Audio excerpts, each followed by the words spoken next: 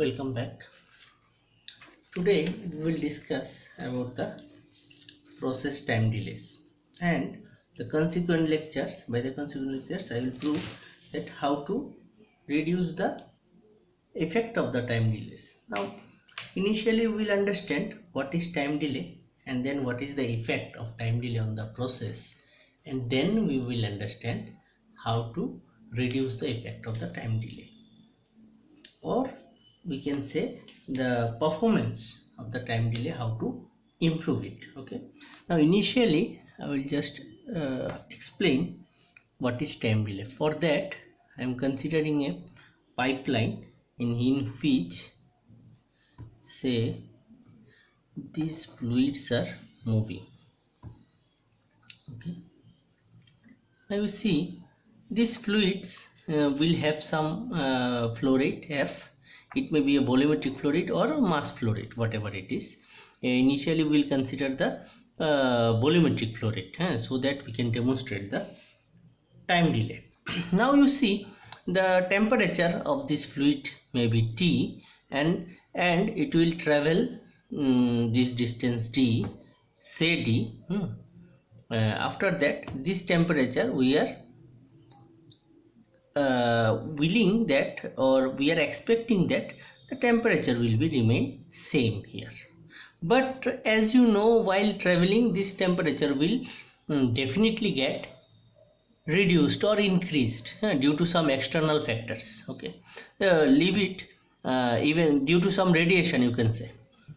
Now, so this delay in process may be denoted by length of the pipe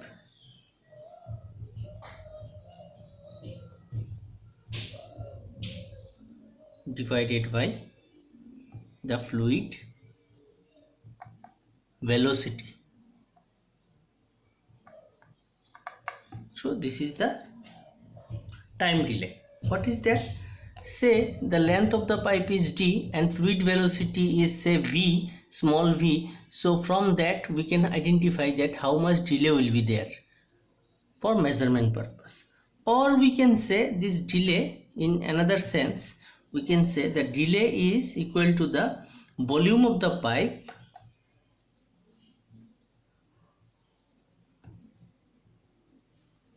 in the sense of volumetric flow rate divided by the flow rate, which is measured in terms of volumetric flow rate. Volumetric I am writing. You know the flow rate can be measured in terms of volume or mass, so it is volumetric flow rate. So the volume of the pipe, the whole volume V of the pipe will be divided by the volumetric flow rate, say small v, and that will give you the time delay. Now this is the quantitative approach of understanding the time delay. If you want to understand it qualitatively, then we must understand what is actually going on. Say I am taking another example to understand it. Say I am having a process. In this process the liquids are there and I am heating it using a heater. Now I have asked you to measure the delay in the measurement. Now if you insert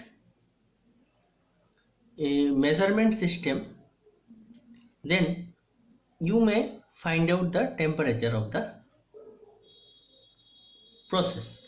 Now what I have did, I have arranged a long pipeline. I have coiled it because to understand that it is very long. Okay, if you coil it, it will take less space to be accumulated.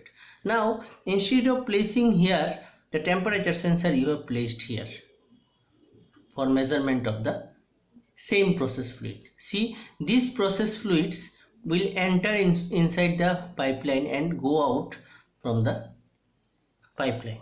So we are expecting that the temperature will be here T as well as here also T. But obviously you can understand that we will observe a time delay while measuring it. Okay, so this sensor will give faster response and it will give a slower response. Now you will not understand which one is slower if you are going for a single transducer. So you have placed a transducer, you will get the temperature variations, you will consider that this is the temperature. If instead of placing the temperature sensor here, you have placed the temperature sensor here, then you will consider this temperature as the process temperature. You will not understand which one is slower. But if you place both of them, then only you can identify that delay. Okay, so that delay will be represented by theta, or in some literature it may be denoted by TD. These are all same, time delay, TD or theta, whatever it is. Now you see, in graphically we may represent the time delay in this way.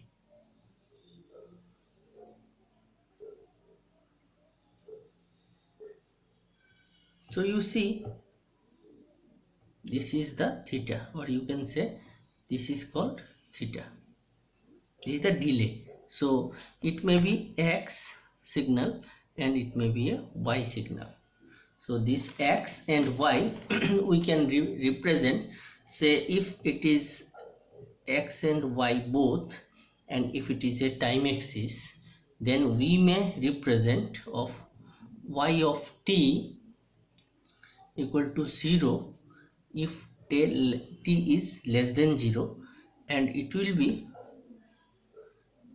x of t minus theta if t is greater than or equal to 0, then it will be x of t minus theta.